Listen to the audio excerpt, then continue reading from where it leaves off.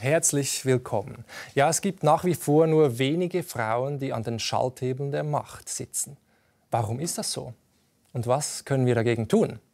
Darüber spreche ich mit Laura Liswood. Sie hat vor gut 20 Jahren einen Rat der weltweit führenden Politikerinnen gegründet und hat also einen Draht nach ganz oben, etwa zu Angela Merkel oder auch zu Theresa May. Herzlich willkommen, Laura Liswood. Thank you. Ja, wäre unsere Welt eine bessere, wenn mehr Frauen an der Macht wären? Well, as one professor once said, if women were in the controls of power, things would have already changed. So to get to that place would require cultural change. If women were 50% of the leaders, women were 50% of the television hosts, things would have already changed. And would it be different? Yes, I think it would be different. Would it be better? Too soon to tell, as Ho Chi Minh once said about the impact of the French Revolution. It's still too soon to tell. Was wäre anders? Different perspective, different experiences. Women live in the world differently than men do. They may or may not be more compassionate, more caring, but they certainly will have a different level of understanding, perhaps, of people.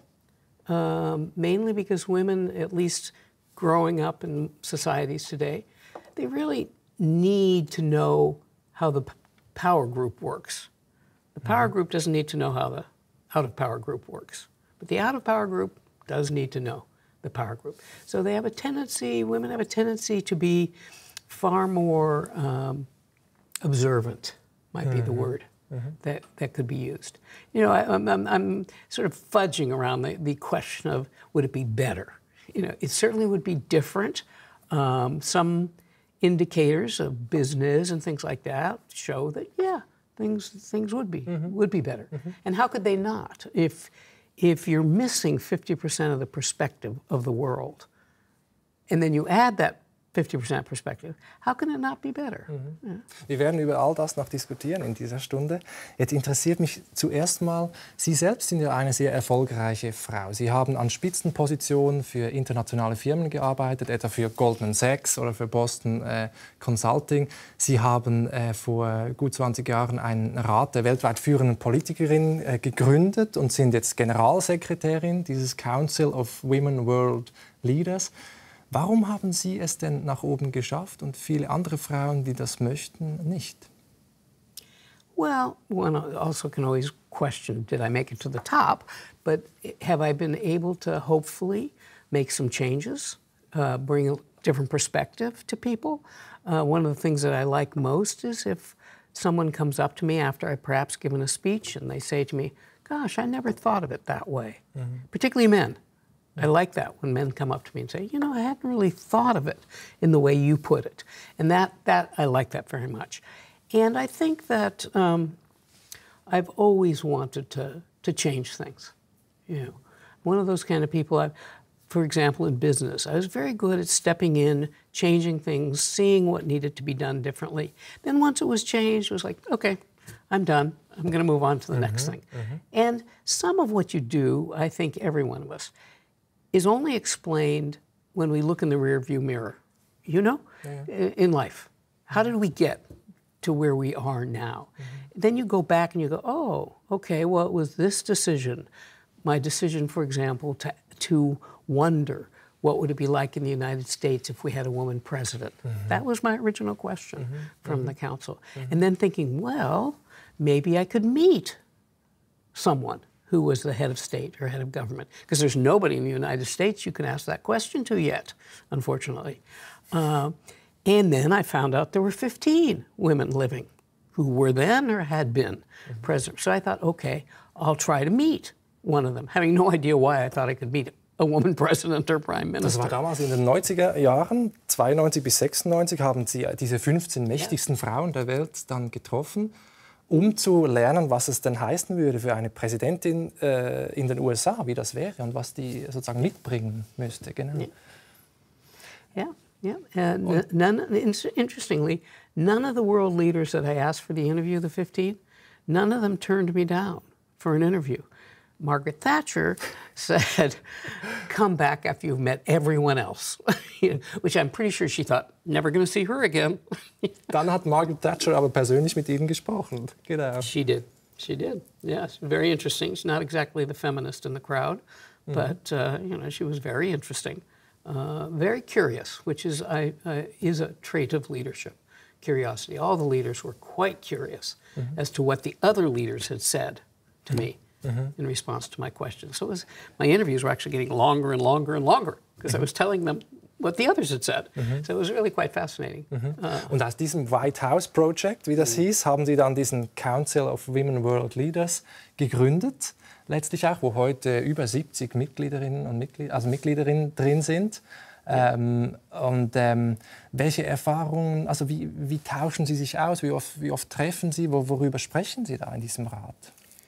Well, you know, it's a very private council, as you can imagine, because it has both sitting heads of state and government and former heads of state and government. So that's why there's 74, because there's not actually 74 sitting leaders. There's usually no more than 10, 12, 14 at any one time that are actually sitting heads of state.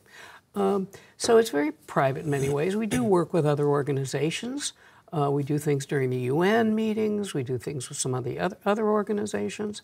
But when they get together, it's interesting. They talk about their own sets of experiences. And interestingly, 20 years after the council, the new heads of state are still talking about the same thing. Nämlich? Yeah. Over-scrutinized. Voice, hair, dress, same thing. The press, the media, you know, they can't make as many mistakes as men make. You know, there's just a different level of standard. Also hyperkritisch werden die beurteilt, im Gegensatz zu den Männern, und irgendwie auch oberflächlich, eben das Aussehen spielt eine Rolle. Und was muss man als Frau mitbringen an diesen Führungspositionen? Weil angeblich hat man es, ja, so scheint es, schwieriger als die Männer. Well, I mean, you're threading a lot more needles, you know. It's that whole issue, and Sheryl Sandberg brings it up, of, you know, you can't make too many mistakes, you know, because people go, oh, see, you know, women make mistakes. Now, men make twice as many mistakes, and people don't notice it as much. So it's that kind of thing. You can't be too assertive, you know, because then people say you're aggressive. You have to be liked. You know, but sometimes it's hard to be liked and be assertive. You know, to stand your ground. You know, to speak what you believe in. You know, and men don't have to be both liked and assertive. They can be. People don't like them, but they like how they are as leaders. So it's a real tough bind, often for women. Und Sie selbst, nehme ich an, haben diese Erfahrungen auch gemacht. Woher haben Sie diese Stärke und diesen Mut entwickelt, um dem standzuhalten, diesen Widerständen? Well, sometimes you just look at the resistance, you say, you know, is that the best you can do? You know, can't you think of anything more interesting than that, you know, to attack you on? So if you can have a little sense of humor and a little bit of a distance from it, and you say, no, you know, come on, you can be smarter than that if you're going to attack me, you know, kind of thing. And you do develop a confidence about what you're speaking about, you know, just the experiences you've had. I don't think women lack confidence. You know, often people say that women do. They don't. They just have a reality, an understanding that if they, you know, go to the boss and say, "Give me a raise now," the boss will go, "Whoa, aren't you a little aggressive?" You know, whereas a man could go, "Give me a raise now because I deserve it." Of course. Yeah, of course. Yeah. You know, I mean, I often joke that, you know, assertive men invade small countries. Assertive women ask for a promotion. So it's that bind that people, and most of the women leaders that I've worked with and gotten to know, they've figured out how to kind of meander through that little landmines that they have to walk through sometimes. They figured it out. They know how to use humor, which is often something I think that helps a lot. They know how to speak both in a very assertive way and yet in a way that brings people into the conversation. So they've figured it out. But for young women, it's kind of tough at first. for them to figure out, because they're in school. When they're in school, it's 50% girls and women, young women in school, 50% men. They're in sports. They're not used to this. Then they go out into the work world and they go, oh my gosh, you know, things are different. Genau. Und dann muss man oft aus der Komfortzone raus, sagen Sie auch. Und Sie haben das auch gelernt auf einer Reise, habe ich gelesen, mit dem Fahrrad. Yeah, I did twice. I did this. I got quite out of my comfort zone. I first bicycled across Siberia, which I don't suggest you do. I did it for you, actually, so you can thank me for that. Wann war das? This was 19. Trying to think. Yes, it was before I met the leaders, because it was 1994, which actually gave me the courage to meet the leaders. And then I bicycled across the Silk Route. Yeah, which was even more interesting and harder. But I did. I wanted to get out of my comfort zone. I wanted to see a different part of the world. You know, I don't recommend you do it. But ja, da lernt man einiges, kann ich mir vorstellen. Wo stehen wir denn heute? Sie überblicken ja sozusagen die ganze Welt, wenn es um Gleichstellung geht. Mit Ihrem Rat, Sie haben irgendwie Draht zu ganz vielen Politikerinnen. Wie weit ist der Weg noch bis zur weltweiten Gleichstellung der Geschlechter oder zumindest von Mann und Frau? I think we still have quite a long way to go. It's been interesting to watch the statistics, particularly the World Economic Forum's gender gap statistics report. Where it's been interesting. What they've seen is around the world, the health gaps have closed, pretty much, not every country, but most countries. The gaps between boys and girls and men and women in terms of the amount of money being spent for each men and women. That gap is pretty closed.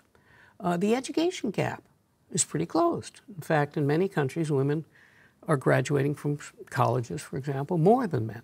So that gap is closed. But what's not closing are the economic gaps and the political gaps. And so I think many of us had this belief, this philosophical belief, that get them healthy, get them educated, and then naturally they'll get into the work world, naturally they'll get into the political world, and then that equality would happen. Well, the Forum keeps delaying the number of years it's going to take to get to equality at this point. I think they're at 217 years. And that's longer than it was last year. Oh, so, okay, das ist lange. Über 200 Jahre. Yeah, yeah. Ist die Prognose. Yeah, so now some countries are closer than other countries to closing those gaps. Ja, es gibt ja Länder, die vorangehen. Also jetzt Skandinavien, immer die gleichen Beispiele, Schweden, Island, Norwegen. Was machen die denn anders? You know, we all probe that one. I call it the Nordic nirvanas. Because what are they doing, and why are they doing it? You know, some researchers and academicians will say a couple of things. One, relatively small, homogeneous societies. The trade unions have always been a very powerful part of the Nordics countries. So that sense of equality is embedded in the trade unions. For some of those countries, interestingly, they're fishing countries. Fishing countries. So what did that mean? That meant that the men went out to fish for 11 months of the year. And the women stayed home and did everything. Interessant. Ran the parliaments, ran the economy, virtually did everything. And then the men would come back, and then they'd go back out again. So, you know, and now we're looking at thousands of years of culture, you know, of this thing. Now, they're not perfect, but they're certainly, you know, better than most. And seemingly, they understand the value of that equality between men and women. And pretty much all of them, with some small exception, use a lot of affirmative mechanisms, you know. Nämlich? In their parliaments, for example. Some of them were the first to have their cabinets be 50% women and 50% men in the cabinets. Some of them have both a president and a prime minister.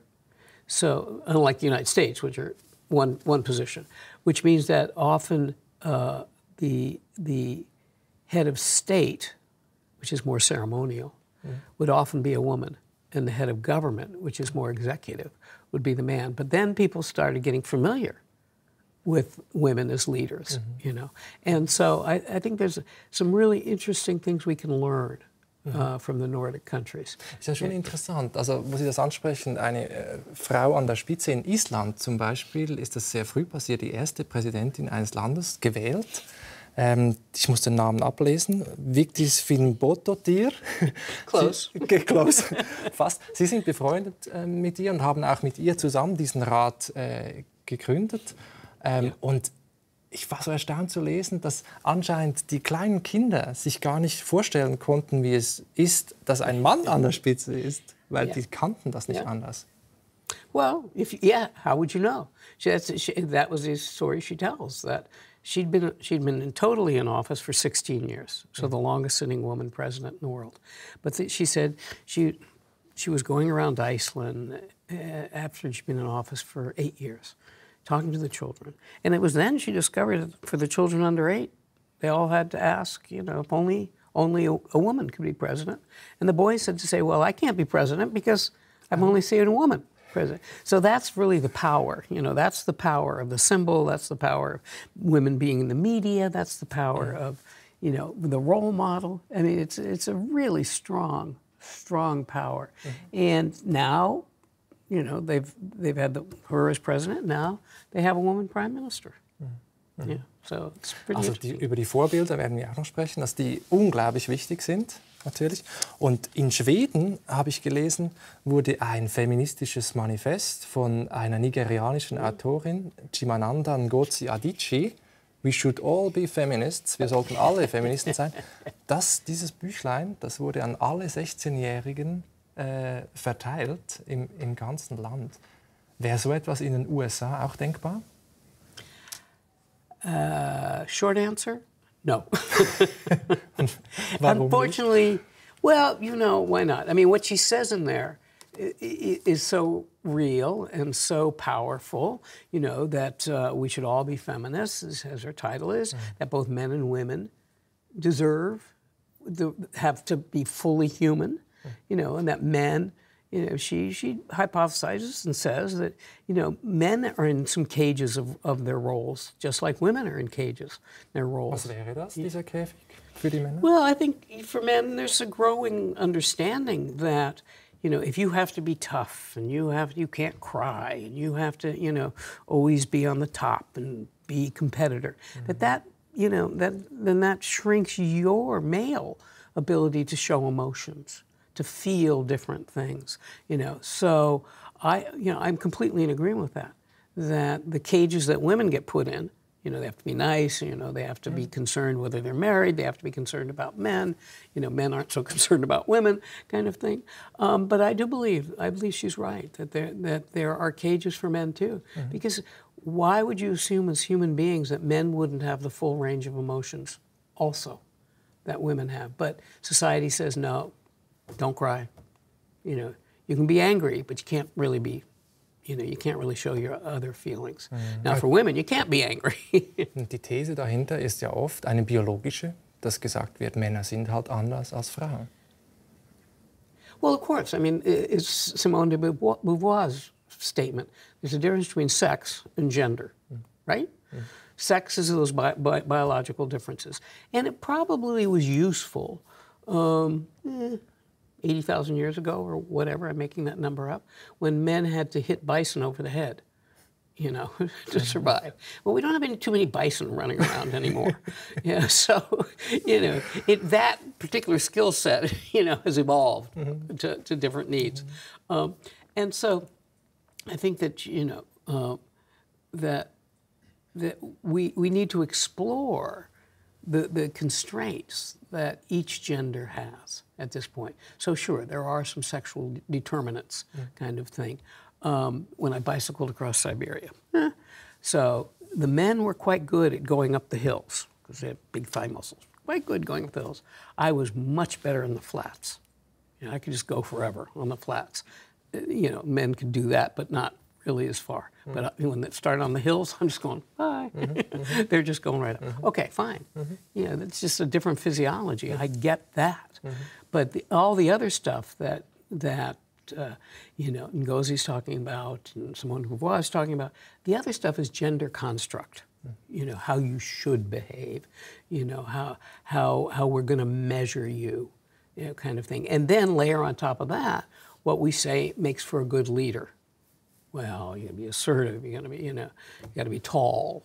You know, you've got to just, you know, come in there and be the lone cowboy riding off into the sunset, kind of thing, or King Arthur, you know, pulling the sword out of the stone. You know, in today's world, that's not going to, probably shouldn't get you very far and won't get you very far. Ja, alle diese Stereotype und diese unbewussten Vorurteile, die in uns drin sind, das ist, glaube ich, eine große Herausforderung, wenn es um Gleichstellung geht. Und dass das auch schädlich sein kann für die Männer, diese Männlichkeitsvorstellung. Das haben jetzt ja jüngst auch amerikanische Psychologen ja gezeigt, dass es gesundheitsschädigend sein kann. Mich interessiert noch mal die USA. Jetzt waren ja die Kongresswahlen, die Halbzeitwahlen im letzten November. Da hat sich einiges getan. Es waren irgendwie viele junge Frauen gewählt worden, auch 2 Musliminnen, 2 mit indigener Abstammung. Macht das Hoffnung? Yeah, yeah. Oh, I mean, it's if that can continue, it's definitely a trajectory in the right direction. I mean, it's more of what America looks like. You know, that level of diversity. And I think, of course, you know, there was a huge energy. There is a huge energy in opposition to the current administration, you know, and how women are treated and how women are perceived. And so, you know, many women said, okay, enough, we're done. Also heißt es, vielleicht müssten wir Donald Trump danken. Es ist einfacher geworden, dank ihm, dass eine Frau Präsidentin wird, oder umgekehrt? You know, I'm not going to go to be thankful. That's a little too far for me to go. But did he show, I think what he showed philosophically is that, all right, technological change, right? The advancement of technology, the advancement of innovation, that's certain. It keeps going, right? The amount of time for a new generation of devices and things keeps shortening. So that technology is certain. What's not certain is cultural progress and cultural change. We think, oh, well, technology is always going to improve, therefore culture should always improve. You can go back to the Middle Ages. You know, the Taliban went back to the Middle Ages, didn't they? Using modern technology in the process. So, you know, I think what it did was it showed, you know, it was reversion back. And for a lot of women, they were, you know, they progressed much too far to go back to that kind of archetype. Person, you know, who ridiculed women, he ridicules men too, but, you know, who does it in a specific way around women. So women got angry, and, you know, they pushed, and particularly African-American women, they really, really stepped up. And it's important. You can't have more women in politics unless more women in politics run for office. And, you know, so it was a wonderful thing to see all these women running. And there's a small also reason for that, too, is that it's been, I don't know how many years, I have to think, that women have been able to be in the military fully. Yeah. And women have, in what's called Title VII in the United States, been able to be in sports completely. Yeah. And that's developed a whole cadre of women who have had leadership positions. Yeah. And so when you look at seeing who ran, you'll see many veterans ran for office. That's because they developed leadership skill sets in the military, and they're not going to take any nonsense about it. They're going to run for office. You know, they got the same kind of over scrutiny, and they still are getting that kind of stuff. But a lot of it just is the absolute number. Now we're still far behind. You know, we're still ranking in the gender gap report at 70 something, and we keep falling further behind because most countries have affirmative mechanisms and we don't. Yeah. So we're going to continue to fall behind. Für die Schweiz gilt ja ein bisschen Ähnliches. Also wir stehen eigentlich nicht allzu schlecht da, aber sind irgendwie auf diesem Global Gender Gap Report, diesem Gleichstellungsindex abgerutscht vom 8. auf den 20. Platz. Und wenn es um diese gläserne Decke geht, also um das Phänomen, dass Frauen zwar arbeiten, Erwerbsquote ist hoch, aber sie schaffen oder kommen nicht an die Position ganz oben, weil da so eine gläserne Decke ist, angeblich. Da sind wir weit unter dem Durchschnitt. wie kann man diese gläserne Decke irgendwie durchbrechen? Well, first I have to tell you, I don't believe there is a glass ceiling. Okay, I just think it's a thick layer of men. So that's what you're breaking through. You're not breaking through glass. You're breaking through that thick layer. You know, it is challenging. I mean, you know, of course, everyone knows Switzerland didn't get the vote for women till very late on, and yet your council rotates the presidency. And a number of the women who've been presidents, is it called the council here? Bundesrat. Yeah, that's exactly. Are members of our council because they've been president. You know, so that rotating system seems to be working. I don't know how much power that indicates, but it's a position. Aber vor allem auch in der Wirtschaft, glaube ich, haben wir eigentlich Nachholbedarf. Also jetzt in der Politik sicherlich auch, aber vor allem in der Wirtschaft sind einfach an den Spitzenpositionen immer noch wenige Frauen. Und Sie selbst haben ja lange in der Wirtschaft gearbeitet, eben, ich habe es gesagt, bei Boston Consulting und so weiter. Gibt es da irgendwelche Tricks oder irgendwelche Spielregeln, die man ändern kann, damit das irgendwie vorwärts geht? Yes, you know, I think we're all looking for the trick. You know, the one thing that's just going to turn the light bulb on. Nobody seems to have found that. But there are lots of things that people now know work. I mean, Switzerland is a conservative country in many ways, right? And much of the Swiss economy is based on financial institutions, which in and of themselves are very conservative. You know, you have industry, you know, which may or may not be conservative. But I think that, for example, I don't know if Switzerland, you can tell me, has any quotas for board seats. Ja, also noch nicht gesetzlich, das wird diskutiert, soweit ich weiß, im Parlament derzeit. Kommt jetzt zum Ständerat. Ist noch nicht klar. Yeah, I think that has helped some countries where you get your board of directors, where you get a critical mass of women on the board, like in Norway, for example, with its 40%. Hatte sehr früh eine Quote in Norwegen, genau, und hat geholfen. Yes, yeah, no, theirs is the longest. Of them. And what's interesting is they've found that with this critical mass of women in the boards, that governance processes do change. They found, for example, that women read the board materials. Anders als die Männer. Well, okay. But what they have found is now the men do now come to the board having read the board materials. So the very presence of women changed the behavior of the men, which I always liked. You know, it's a thought process. Heißt das auch, gemischte Teams sind effizienter, effektiver? Yeah, I actually believe mixed teams are the best. You know, because, for example, in that study about Norway, they found that men had a tendency to look at the short-term impact of board decisions. Women had a tendency to look at the long-term impact of board decisions. Well, a best board is going to look at short-term and long-term. You know, men have a tendency to look at the shareholder impact of decisions. Women have a tendency to look at the stakeholder impact, employees, environments, communities. Best boards look at shareholder and stakeholder. So I'm a big proponent of kind of the mixed balance. The challenge is when we say balance 50-50, it's really interesting in many ways. There's a great research by a woman named Gina Davis. She's found, for example, that when women are 20% of a room, men see 50%. It's amazing, isn't it? Yeah. And when women are 30% in the room, men see 60%. So a majority, even though they're not a majority. So, you know, we're looking through the telescope. Heißt wieder, wir haben unterschiedliche Brillen auf, erleben die Welt anders. Diese Vorurteile, Stereotype sind da drin. Wahnsinn. Yeah. Ich meine, eine andere Sache ist noch diese Lohnungleichheit, diese Ungleichheit, die es auch immer noch gibt. Bis zu 20% verdienen Frauen weniger an Spitzenpositionen überall, auch noch in der Schweiz. Und da habe ich mich gefragt, woran liegt das? Und viele sagen ja, es liegt daran auch an den Kindern, also wie man irgendwie, dass Frauen eben Kinder haben können und dann besteht halt die Gefahr, dass dann diese Frauen eine Auszeit nehmen müssen und so weiter. Das heißt, bräuchte es auch mehr Elternförderung anstatt Frauenförderung? Ist das vielleicht ganz entscheidend, die Kinder, die Familie? It's not the decisive thing, because when you read this research about pay gaps and gender pay gaps, basically what they try to do is hold steady the positions the women are in, the child care responsibilities, when they hold all that steady, you know, there's still a gap between men and women.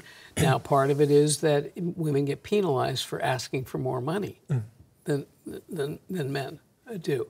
But that, you know, I think the British are really got something now. They're making these pay gaps transparent. They have to do a report that goes out to the public. I think, you know, Switzerland would do well to. Und was verändert das? Well, it embarrasses companies, if nothing else, and it exposes them to potential political or legal liability, paying people differently, et cetera. So I think, you know, now some countries like Sweden have done a good job of making sure that maternity leave and paternity leave are equal and required. Yeah. Yeah, and I think that's very good too, because otherwise the women, you know, do a disproportionate amount of the child care. They free up the men's time to succeed, and they subsidize men. You know, but if it was 50-50, you know, and then there's no stigma, because often there's a stigma for women who have children. You know, like, oh, she's not committed or whatever kind of thing, which isn't true at all. But I think it's good for men to help raise the kids, be a partner in raising the kids, changing those diapers. Ja, klar. Wir haben vorher, also ich habe über diese Tricks gesprochen, die es vielleicht gibt. Und es gibt eine Schweizer Verhaltensforscherin, Yves Bossart, die an der Harvard Kennedy School lehrt. Und sie hat ein Buch geschrieben, What Works. Und sie war auch schon bei uns in der Sendung. Und sie hat ein interessantes Beispiel gebracht, wo das funktioniert, wo man diese gläserne Decke leicht durchbrechen kann, und nimmt das Beispiel von amerikanischen Orchestern. Und wir schauen uns das kurz miteinander an. Was die amerikanischen Orchester in den 70er Jahren gemacht haben, ist ziemlich interessant. Ein paar große Orchester haben die Musiker und Musikerinnen gefragt, sich hinter einem Vorhang zu bewerben und auch hinter einem Vorhang vorzuspielen. Und das ist ein interessantes Beispiel, auch tatsächliche Forschung, nicht ein Beispiel, ein interessantes Beispiel, weil das eingeführt wurde, obwohl die Dirigenten, tatsächlich nur Männer, zu der Zeit gedacht haben, dass bestimmte Vorhänge keine Rolle spielen, weil sie natürlich und die Selektionskommission nur auf die Musik hört. Das sind da die ökonomischen Anreize, eigentlich völlig klar. Man will ja gute Musik natürlich. Und auch die moralischen Anreize in dem Sinne sind klar. Man will ja nicht jemanden anstellen, weil er ein weißer Mann ist zum Beispiel. Und jetzt, was aber die Vorhänge gezeigt haben, ist, dass die Wahrscheinlichkeit, dass dann Frauen in eine zukünftige Runde vorwärts kommen, um 50% erhöht wird. Und diese Vorhänge haben heute die Anzahl der Frauen, oder der Anteil der Frauen, ich sage ein bisschen präziser, der Anteil der Frauen in diesen Orchestern von 5% 1970 auf heute fast 40% erhöht. Ja, es ist erstaunlich, was die Verhaltensökonomin da irgendwie erzählt und wie man das irgendwie auch ändern kann. Und sie macht dann auch Vorschläge, wie man das in Unternehmen umsetzen kann, etwa mit Blindbewerbungen und so weiter. Aber mich hat interessiert, diese unbewussten Vorurteile, also das, was in unserem Kopf drin ist, dass das eine ungeheure Macht hat. Und es gibt ja diese Untersuchungen, die zeigen, ein und derselbe Lebenslauf. Und man ändert den Namen des Mannes und in eine Frau, also Howard oder Heidi. Und es spielt eine Rolle, ob das männlich oder weiblich ist. Je nachdem liest man diesen Lebenslauf und sagt, sympathischer, erfolgreicher Mann oder irgendwie so eine aggressive, kalte Frau, total unsympathisch. Was macht man dagegen? Wie geht man gegen diese Stereotype vor? Well, you know, it's interesting because Iris, whom I know well, you know, she actually shortcutted a little bit. I'm sure she needed to, but they discovered that if there was no carpeting on the floor behind the screen, the women had to take off their shoes, and then a man in shoes would walk beside her. So the assumption was it was all men. Okay. Yeah. Interessant. So interesting detail. So that everyone got, you know, subtle advantage. No one got subtle disadvantage. Because when we talk about women getting disadvantage, we're forgetting that men are often getting subtle advantage. You know, I've never met any senior male leader who said, well, I got to the top of this organization because I was subtly advantaged. Who says that? You know, I got to the top because it was a meritocracy and only the best make it, et cetera. And then Iris's example shows you no. Now, I will also extend that just because it's interesting, in that the number of non-white, non-Europeans is going up in symphony orchestras. Mm-hmm. Why? Because the assumption is, I'll give you the perfect example, how can the Chinese oboist interpret Brahms, Bach, Beethoven? Surely you need to be a white European, you know? Right. Deutsch. Yeah.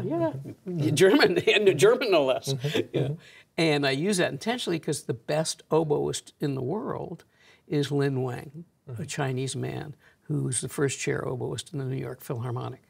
But to this day, reporters still ask him, how can you interpret Brahms? You're Chinese. Yeah. So the screen does that same thing. Yeah. Now the screen was originally started because if you were an instructor to a student, you know, and you were one of the judges of the students, they didn't want you giving advantage to your student.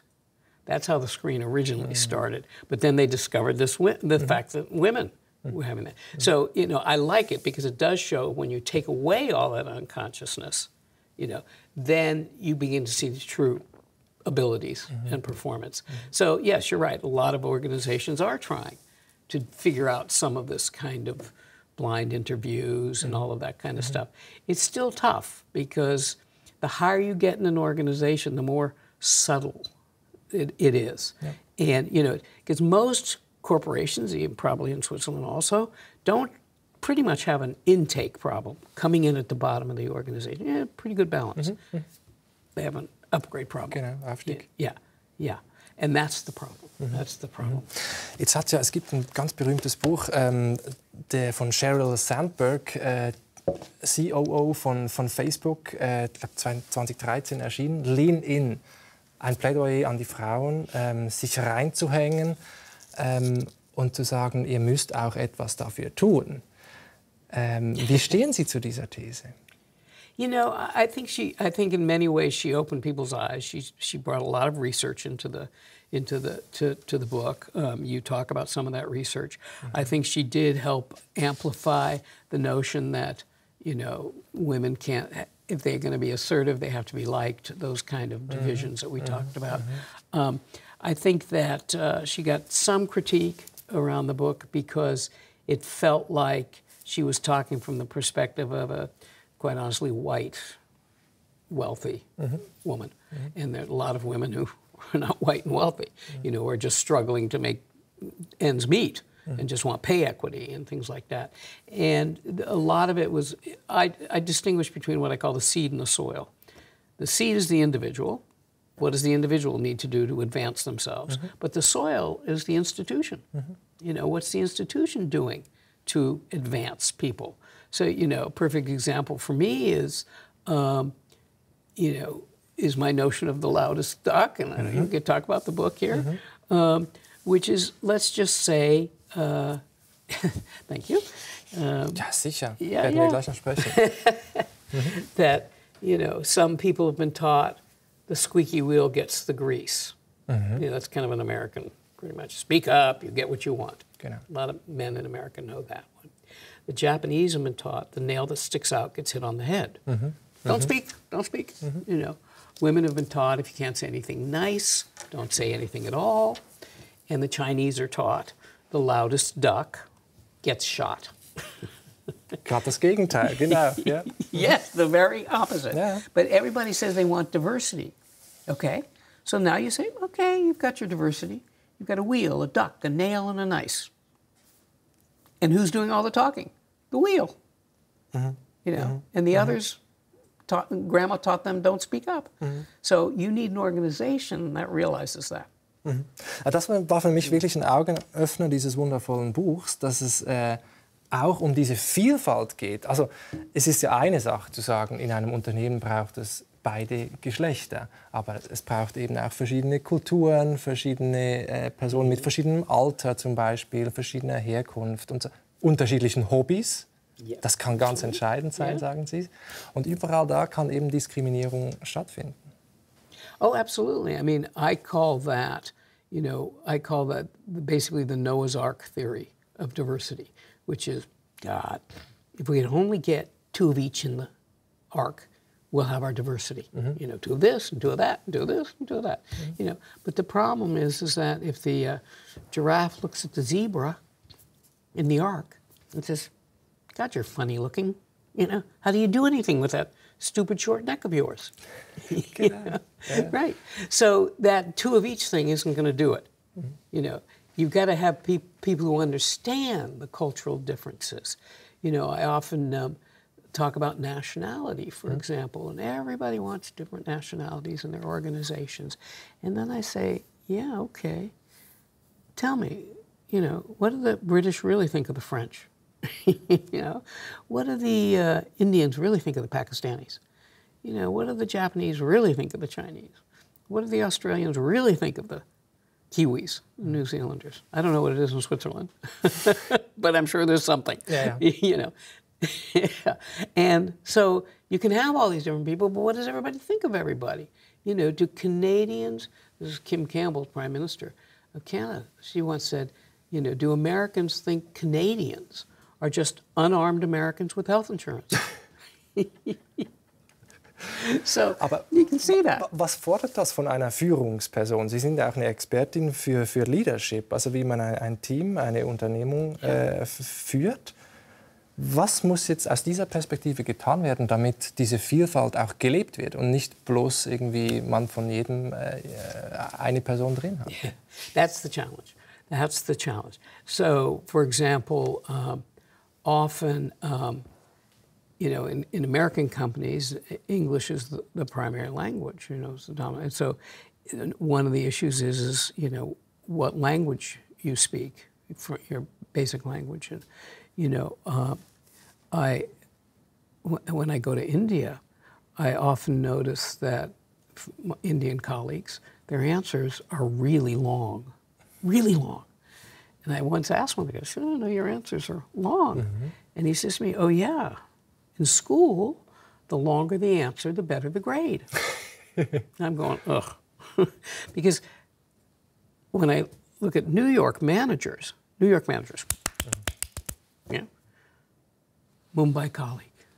Ganz langsam und right. lang und lang, ja. Very slow and long. Und das muss man alles wissen. Das heißt, man muss den kulturellen Hintergrund kennen. Sie sagen auch, man muss die Großmutter kennen, habe ich gelesen. Also man muss wissen, welche Werte einem vermittelt wurden von zu Hause. Yes, yes. But the problem is that now Indian dialects are known as high context languages. They'll tell you everything you need to know in context to the answer. American English, with some difference, geographic difference, is a low context language. I have three things to tell you. Yep. You know, so you got the high context speakers, you got the low context speakers, and they're going right past each other. You know, and the low context speakers think the high context speakers are stupid and they can't answer the question concisely and they don't know what they're talking about. And the high context speakers think the low context speakers, you know, they're rude. You know, so it's not the difference itself, it's how we perceive the difference. If someone is not like us, we're going to think, oh, there's something wrong with them. You know. Genau. Yeah. Yeah. Es geht um die Wahrnehmung, ja.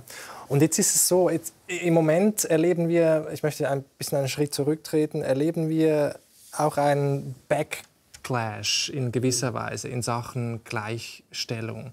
Also wir haben irgendwie Donald Trump, Putin, Erdogan und so weiter. Wir haben irgendwie viele Männer auch, die sich in ihrer Männlichkeit irgendwie verletzt, beängstigt fühlen. Aber nicht nur Männer, es gibt auch Frauen, die sagen, die Sache mit der Gleichstellung, das geht zu weit. Und ein Beispiel in der Schweiz ist die Moderatorin und Videobloggerin Tamara Wernli. Und wir schauen uns ganz kurz an, was sie zu sagen hat. Frauen sind in den Chefetagen unterrepräsentiert. Das ist eine Tatsache.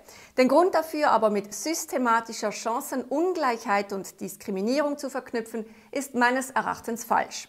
Frauen haben heute, zumindest in westlichen Industrieländern, nicht weniger berufliche Chancen als Männer. Sie haben von Anfang an die gleichen Karrieremöglichkeiten. Sie können jedes Fach studieren, jeden Beruf ausüben. Eine Frau kann Ingenieurin werden, Wissenschaftlerin, Bundesrätin, Kanzlerin, Präsidentin. Ja, soweit ihre Meinung. Und sie sagt auch, die Frauen sollten endlich rauskommen aus dieser Opferrolle. Und das ist auch noch eine Meinung. Das hat man auch gehört im Nachgang zu MeToo, wo dann die Gegenstimme laut wurde. Yeah. A couple of things. I mean, that's her opinion, obviously. Let's talk to her in 20 years. See what she thinks then. You know, after she's experienced things much differently. You know, right now she's looking at and saying, yeah, women are coming into the workplace, et cetera. But she maybe hasn't experienced some of the issues that will ultimately probably hit her at some point. So, you know, yes, there is some backlash to this. I get it. You could say that backlash is an indication that change is happening. You know, without the change, you're not going to get the backlash. You know, and progress is not a straight line. You know, it's a little step function, and you can go backwards and then you go forward. And you know, and then you say, you know, who's being aggrieved? You know, who's losing their power? You know, and I think for a lot of men and some women, you know, the status quo is what they think is the right thing. You know, one of the things that I think is really pressing are the shifts in gender roles. You know, and some women don't want those shifts.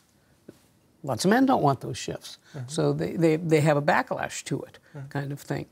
And you say, okay, well, why do people change? You know, because that's the ultimate question. And Thucydides said people change for 3 reasons, and 3 reasons only.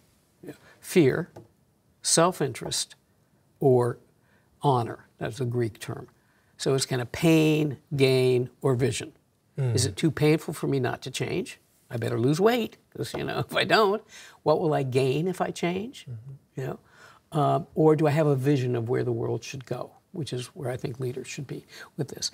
And so, you know, some people don't want to go through the pain, you know, at all with this. So it's not surprising to me that we have some of this backlash. You know? Do I think that, you know, people have often asked me, you know, do I think we're making progress? And I'm reminded of an anecdote that John Major, the former Prime Minister of the UK, told. He said he called Boris Yeltsin at the time Yeltsin was in power, and he said, Boris, tell me in one word how it's going in Russia. And Yeltsin responds, good. He said, well, you better elaborate, Boris. Tell me in 2 words how it's going in Russia. And Yeltsin responds, not good. Okay. So, you know, when you ask me where we are on this thing, I'm in the good, not good camp. Okay, aber interessant wäre schon zu wissen, was MeToo denn, diese Bewegung, die es jetzt seit gut einem Jahr gibt, und was die aus Ihrer Sicht bewirkt hat und heute noch bewirkt. Well, I think it has, on the one hand, raised the visibility of what everyday women's lives are. That they go through this kind of sexual harassment, or they go through these kinds of, you know, discriminations against them. They go through what happens when there's inordinate power differential. You know, so I think that has raised tremendously the visibility of that. And some, well, the only thing I call is loutish behavior. You know, of some men, not all men, but some men. It's like, really? Are you doing that? Kind of thing. You would never do that, one hopes, you know, but some men do. You know, particularly those who are in really high positions of power who think that they can get people to do what they want from them. So I think that has done well. I think there is a backlash to a certain extent. People are worried of the he said, she said kind of thing. And the consequence of that isn't one of these unintended consequences, which is, you know, what's called in the United States the Mike Pence rule, which is whatever, where, you know, Vice President Pence says he's never going to be in a room with a woman by himself. He's never going to go out to dinner with a woman without his wife. Da schließt die Frauen dann wieder aus. Huh? Well, and that's the point, because men are now saying, oh, I'm not going to mentor women, I'm not going to take them out to dinner, I'm not going to travel with them, which is, you know, I mean, that's Newton's third law. For every action, there's an equal and opposite reaction, you know, and so that's what you're seeing with that, that's potentially very harmful. You know, I asked a CEO recently in a panel I was moderating, what would you do if some man walked into your office and says, you know, I'm just not going to, I don't want to get into it, I'm not going to take women to lunch, I'm not going to travel with them, I'm not going to mentor them. And, you know, the CEO just said, well, you need to monitor your own behavior. You know, this is about the behavior of women. You need to monitor your own behavior. And that's, you know, some people just say about this, just behave decently. You know, that's the kind of the fundamental philosophical question, behave decently. But yes, I can't argue with you. But I think there used to be a kind of a business case for women, which was it's the right thing to do. It looks like we'll get better results with diverse teams, with women on it. Now I'm thinking it's about reputational risk, you know, harm to their image. Ja. Und die MeToo-Bewegung war ja auch vor allem in den sozialen Medien, also hat das Ganze angefangen. Und mich würde interessieren jetzt Ihren Blick auf die Digitalisierung als Ganzes. Ist das jetzt für die Gleichstellung und für die Frauen eine Chance, was da auf uns zukommt, dieser radikale Wandel unserer Gesellschaft mit Digitalisierung, Automatisierung und KI? Haben Sie da eine These dazu? Well, that gets a little tricky too. Because, you know, AI is based on algorithms, and if 90% of the writers of the algorithms are men, then we're back to a specific worldview of how they think about, you know, I mean, and I guess it was Facebook, I can't remember, who had a problem with the algorithms that black faces were showing up, you know, negatively. Well, that's in the mind of somebody, you know, and then it got embedded into the algorithms. So you have to be a little careful about this kind of stuff. And social media has, as we know, it's the good, not good kind of situation, you know, because women are trolled all the time. You know, they get harassed on social media if they state their feminist position on things. You know, you just see it, you know, that, and it silences them potentially, you know. It's, you know, what the Supreme Court calls a heckler's veto. You know, you stop talking because the heckler, you're worried about the heckler. Yeah. Ich möchte mit Ihnen jetzt zum Schluss noch auf ein anderes Phänomen zu sprechen kommen. Wir haben über diesen Backlash gesprochen und über soziale Medien. Und YouTube ist da auch vertreten. Und da gibt es Phänomene, etwa den kanadischen Psychologen Jordan Peterson, der viele Männer anspricht, die in ihrer Männlichkeit auch verunsichert sind. Der leugnet, dass wir in einer Gesellschaft leben, die von Männern dominiert ist. Der leugnet, dass es ein Patriarchat gibt. Ich möchte mit Ihnen ganz kurz eine Stelle anschauen.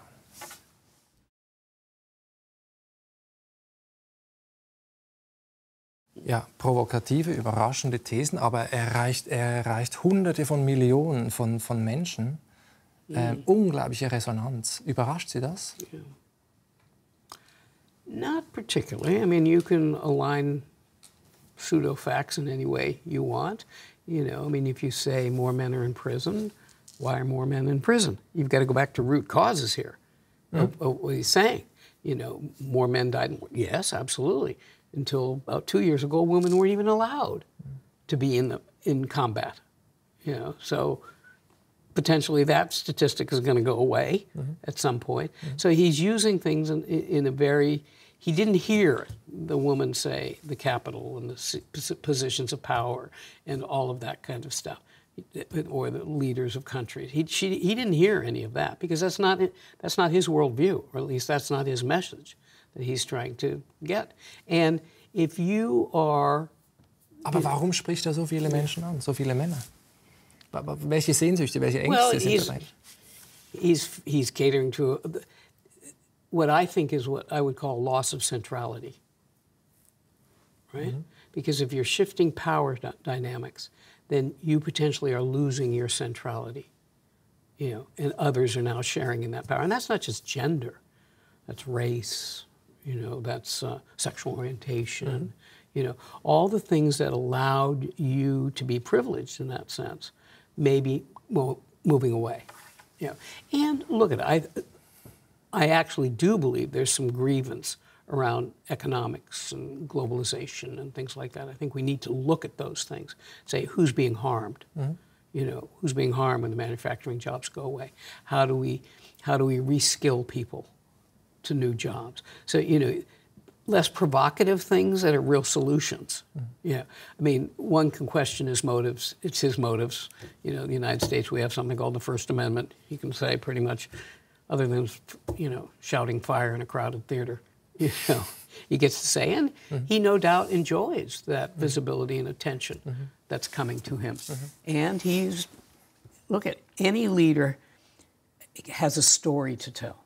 and then another leader has a different story, right? Okay, and so it kind of, whatever story is going to resonate with the most amount of people, generally gets elected or something like that. He has found a niche of people who are resonating with what he says. They already, they're doing, and we all do it, confirmation bias. You know, if I already believe something like that, and then he comes along and articulates that which I already believe, you know, I'm going to ignore everything that doesn't confirm what I believe, and I'm going to absorb overwhelmingly that which I already believe. I mean, it's like, you know, I love this with men. You know, you're driving and somebody does something really stupid in the car in front of you. Who's driving? Woman driver. I knew it. I knew it. You didn't see the 5 idiot men, you know, but you did see the 1 idiot woman, right? And so you have this preconceived notion, and then you're sorting to confirm that what you already believe. So that's what he's doing. Schönes Beispiel, schönes Beispiel. Wir sind leider schon am Ende der Zeit. Ich habe sehr viel gelernt, vor allem, dass Gleichstellung im Kopf anfängt. Das zeigt das letzte Beispiel. Ich möchte Ihnen ganz herzlich danken für dieses Gespräch, Flora Liswood. Thank you. Wonderful interview. Thank you.